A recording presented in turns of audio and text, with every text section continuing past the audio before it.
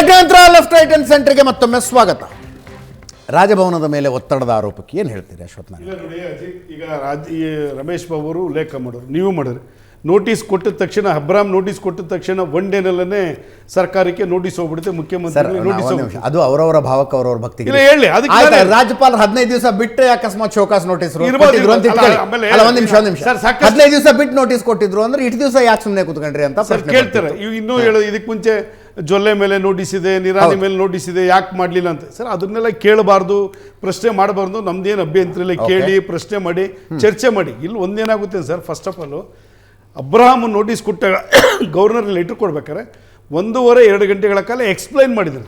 Sir ಈಗ notice ಕೊಡ್ಬೇಕಾರೆ ಈಗ 40% commissions ಬಗ್ಗೆ ಅಲಿಗೇಷನ್ ಆಯಿತು, ದಾಖಲೆ ಇಲ್ಲ, ಗಾಳಿನಲ್ಲಿ ಗುಂಡು ಹೊಡೆದಂಗೆ ಮಾತಾಡಿದ್ರು.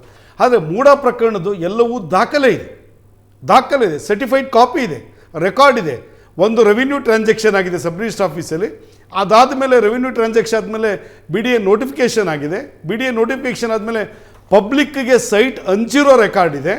ಪಬ್ಲಿಕ್ಗೆ ಸೈಟ್ ಹಂಚಿರೋ ರೆಕಾರ್ಡ್ ಆದಮೇಲೆ ನೀವು ಆ ಜಾಗ ಅಗ್ರಿಕಲ್ಚರ್ ಸ್ಟೇಟಸಲ್ಲಿದೆ ಅಂತೇಳಿ DC ರೆವಿನ್ಯೂ ಇನ್ಸ್ಪೆಕ್ಟರ್ ರೆಕಾರ್ಡ್ ಮೇಲೆ ಮತ್ತು ತಹಸೀಲ್ದಾರ್ ರಿಪೋರ್ಟ್ ಮೇಲೆ ನಾನು ಇನ್ಸ್ಪೆಕ್ಷನ್ ಮಾಡಿದ್ದೀನಿ, ಈ ಜಾಗನ ಭೂ ಪರಿವರ್ತನೆ ಮಾಡ್ಬೋದು ಅಂತೇಳಿ ಭೂ ಪರಿವರ್ತನೆ ಮಾಡಿ ರೆಕಾರ್ಡನ್ನು ಅವರಿಗೆ ಬಿಲ್ಟ್ ಮಾಡಿಕೊಟ್ಟಿದ್ದಾರೆ. ಇವೆಲ್ಲವನ್ನೂ ಸಹ ಯಾವ ರೀತಿ ಫ್ರಾಡ್ ಆಗಿದೆ ಅನ್ನೋಂಥದ್ದನ್ನು ಅಬ್ರಾಮ್ ಗವರ್ನರ್ಗೆ ಎಕ್ಸ್ಪ್ಲೈನ್ ಮಾಡಿದ್ದಾರೆ.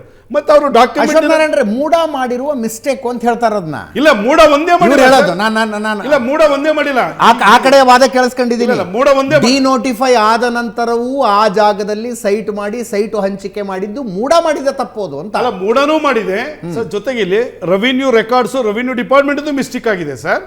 ರೆವಿನ್ಯೂ ಡಿಪಾರ್ಟ್ಮೆಂಟ್ ಏನಾಗಿದೆ ಸರ್, ಇಲ್ಲಿ ಫಸ್ಟ್ ರೆವಿನ್ಯೂನಲ್ಲಿ ಆಗಿರೋ ಮಿಸ್ಟೇಕ್ ಅನ್ನ ಮೂಡ ಅಕ್ಸೆಪ್ಟ್ ಮಾಡ್ಕೊಂಡಿದೆ. ಮೂಡ ಪಬ್ಲಿಕ್ಗೆ ಸೈಟ್ ಹಂಚಿದೆ, ಆಮೇಲೆ ಪಾರ್ವತಿಗೆ ರೆವಿನ್ಯೂ ಡಾಕ್ಯುಮೆಂಟ್ ಆಗ್ತದೆ, ಪಾರ್ವತಮ್ಮನವರು ಮೂಡಗೆ ಬರ್ಕೊಡ್ತಾರೆ, ಮೂಡದಿಂದ 14 ಸೈಟ್ ತಗೊಳ್ತಾರೆ. ಎಲ್ಲವೂ fraud. Krishna Byregowda as A revenue minister ಆಗಿ ಇದನ್ನ ಡಿಫೆಂಡ್ ಮಾಡ್ಕೊಳ್ತಾರೆ. ಪರಿಶೀಲನೆ ಮಾಡಬೇಕಲ್ಲ ಆಸ್ ಎ ರೆವಿನ್ಯೂ ಮಿನಿಸ್ಟರ್ ಆಗಿ. ಮೈಸೂರು DCಗೆ ಏನಾಯ್ತು, ಮತ್ತೆ ಸಿದ್ದರಾಮಯ್ಯನವ್ರು ಮಾತಾಡ್ತಾರೆ ನಾಂದೇಗೂ ಇದಕ್ಕೂ ಸಂಬಂಧ ಇಲ್ಲ, BJP ಕಾಲದಲ್ಲೇ ಹಂಚಿದ್ದು ಅಂತಾರೆ ಸರ್. ಇವರು ಅಪೋಸಿಷನ್ ಲೀಡ್ರು, DCM ಮುಖ್ಯಮಂತ್ರಿ ಆಗಿದ್ದ ಕಾಲದಲ್ಲೇ ಎಲ್ಲವೂ ರೆಕಾರ್ಡ್ ಟ್ರಾನ್ಸಾಕ್ಷನ್ ಆಗಿ ಬಂದಿರತಕ್ಕಂಥದ್ದು ಎಲ್ಲವೂ ಆನ್ ಸಿದ್ದರಾಮಯ್ಯ. ಆದರೆ ಈ ಪಾರ್ವತಮ್ಮನಿಗೆ ಹಂಚಿಕೆ ಮಾಡಿರೋದು ಮಾತ್ರಕ 2022ನಲ್ಲಿ ಅದೊಂದು ಮಾತ್ರ ಇರ್ಬೋದು, ಬಾಕಿದೆಲ್ಲ ರೆಕಾರ್ಡು ಫ್ರಾಡ್ ಆಗಿ ತಿದ್ದುಪಡಿ ಆಗಿರ್ತಕ್ಕಂಥದ್ದೆಲ್ಲ.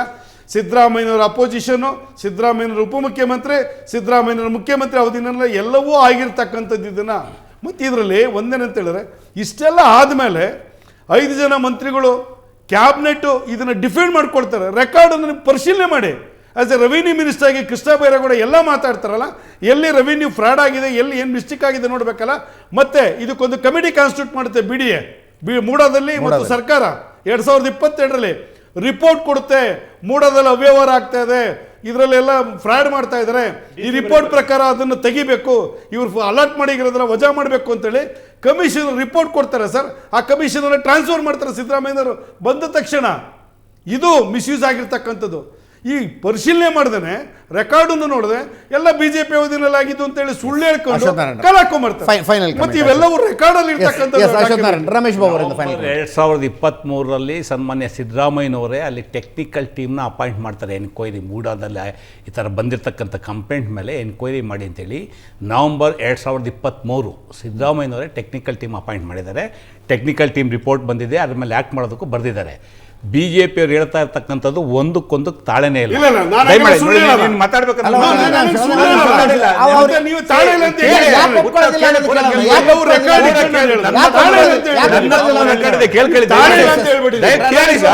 ರಮೇಶ್ ಬಾಬು 464ರ 3 ಎಕರೆ 16 ಗುಂಟೆಯಲ್ಲಿ 26 ಸೈಟ್ಗಳನ್ನ ಮಾಡಿ 26 ಜನರಿಗೆ ಹಂಚಿಕೆ ಮಾಡಲಾಗಿತ್ತು ಅನ್ನೋದು ಸತ್ಯ. ನಾನು ನೋಡಿದ್ದೀನಿ ರೆಕಾರ್ಡ್. ಒಂದು ನಿಮಿಷ ಸರ್, 26 ಜನಕ್ಕೆ ಹಂಚಿಕೆ ಆದ್ರೆ ಯಾವಾಗ ಹಂಚಿಕೆ ಆಯ್ತು? ಹಂಚಿಕೆ ಒಂದು ನಿಮಿಷ, ನೀವು ಮಾತಾಡ್ಬಿಡಿ ಸರ್, ನೀವು ಮಾತಾಡ್ಬೇಡಿ. 2003ರಿಂದ 2005 ಮಧ್ಯೆ. ಈಗ ಅದಕ್ಕೆ ಮುಂಚೆ ಅಲ್ಲಿ ರೆವಿನ್ಯೂ ಡಾಕ್ಯುಮೆಂಟ್ ಹೇಳೋರು ಮುಗಿಸ್ಬಿಡ್ತೀನಿ. ರೆವಿನ್ಯೂ ಡಾಕ್ಯುಮೆಂಟ್ ಅಲ್ಲಿ ಯಾವಾಗಲೂ ಸಹ ಇದು there are several judgements, not only Karnataka high court, even supreme court judgement ಇದೆ.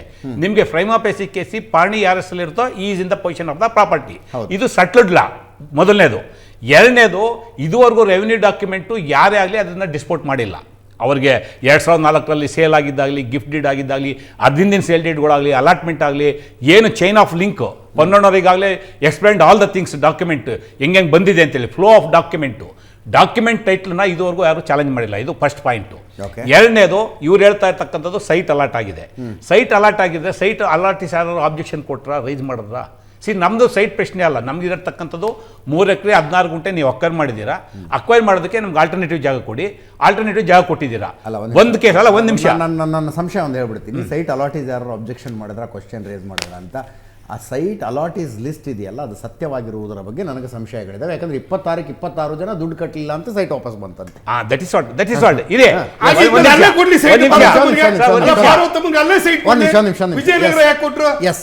ನೀವು ಫೈನಲಿ ಬರೋ ಪ್ರಶ್ನೆ ಅಷ್ಟೇ ಸರ್, ಫೈನಲಿ ಅದೇ ಪ್ರಶ್ನೆ.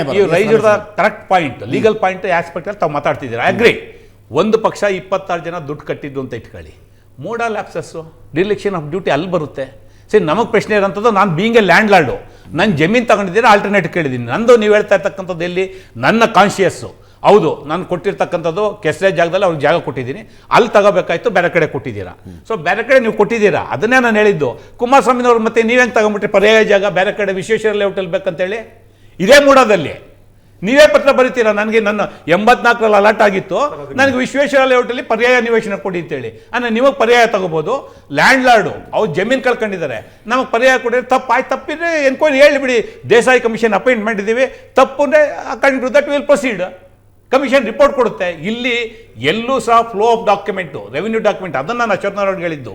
ಟೈಟ್ಲಿಗೆ ಸಂಬಂಧಪಟ್ಟಂತೆ ಎಲ್ಲೂ ಸಹ ಒಂದು ಸಿಂಗಲ್ ತಪ್ಪು ಸಹ ಇಲ್ಲ. 2 ನಿಮಿಷದೊಂದು ಬ್ರೇಕ್ ಇದೆ, ಬ್ರೇಕ್ ಮುಗಿಸ್ಕೊಂಡು ವಾಪಸ್ ಬರ್ತೀನಿ.